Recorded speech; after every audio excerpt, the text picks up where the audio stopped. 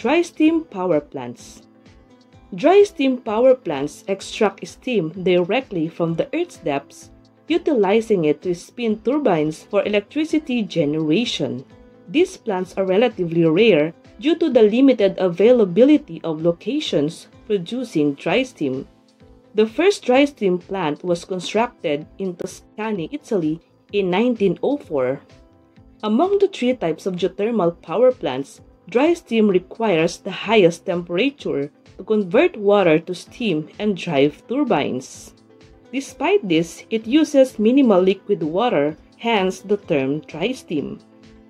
This is how dry steam power plants work. The process begins with drilling wells deep into the earth to access the steam. Once brought to the surface, the high-pressure steam drives turbines connected to generators, producing electricity. The condensed steam is then cooled and recycled back into the earth, completing the cycle.